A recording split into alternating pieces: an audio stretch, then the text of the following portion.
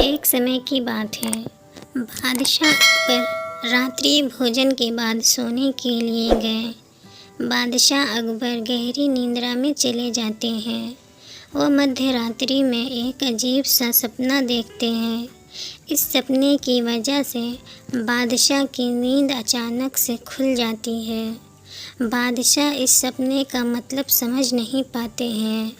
इसी परेशानी के कारण उन्हें पूरी रात नींद नहीं आई।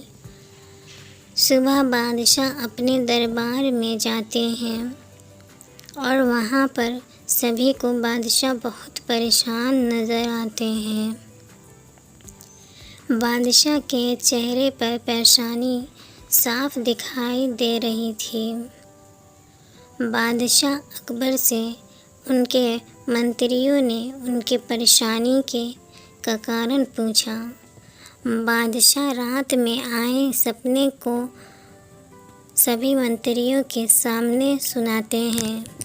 रात को मैंने एक अजीब सपना देखा जिसमें मेरे सारे दांत टूट जाते हैं, पीछे सिर्फ एक दांत ही बचता है। बादशाह ने सभी मंत्रियों से इस सपने के पीछे का कारण पूछा।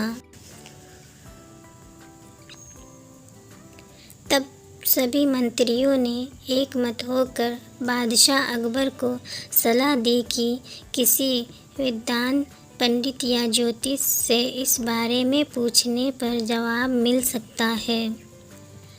बादशाह ने अपने मंत्रियों की सलाह मानते हुए तुरंत बड़े बड़े विद्वान ज्योतिष को सभा में बुलवाया और अपनी सारी परेशानी ज्योतिष को बताई। ज्योतिषों ने कहा, जहाँपना, इस सपने का मतलब है कि आपके सारे रिश्तेदार आपसे पहले ही मर जाएंगे। ऐसा सुनते ही बादशाह अकबर क्रोधित हो जाते हैं और सभी ज्योतिषों को सभा से चले जाने का आदेश दे देते हैं। बादशाह अकबर ने बीरबल को सभा में आने का आदेश दिया।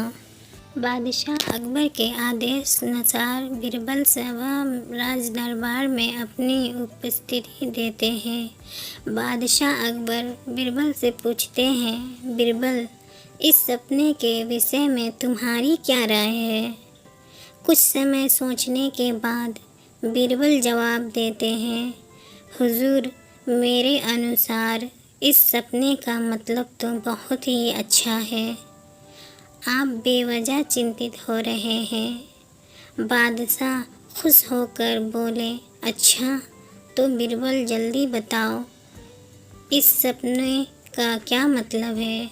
बीरबल सपने का मतलब बताते हैं कि आपके सभी रिश्तेदारों में आप सबसे अधिक और लंबे समय तक जीवित रहेंगे। ये सुनकर बादशाह अकबर बहुत खुश हुए। वहाँ सभा में बैठे सभी मंत्री बीरबल से पूछते हैं कि सभी विद्वान ज्योतिषियों ने भी तो यही कहा, फिर बादशाह क्यों गुस्सा हो गए? बीरबल ने कहा, किसी भी विचार को बोलने की अलग अलग शैली होती है। किसी के सामने बात को सही तरीके से बोलना चाहिए। इसके बाद सभी दरबार से चले गए। इस कहानी से हमें क्या सीख मिलती है? किसी भी समाचार को बोलने के दो तरीके होते हैं। एक सकारात्मक तरीका जिससे सभी को वो समाचार बुरी होने पर भी कोई फ़र्क नहीं पड़ता, और जब वही समाचार नकारात्मक तरीके से बोला जाए तो सभी को बुरा लग जाता है। इसलिए हम सभी को कोई भी बात सही ढंग और शैली से बोलना चाहिए। ये कहानी अच्छी लगी हो तो लाइक करें, शेयर करें एंड चैनल को सब्सक्राइब करें।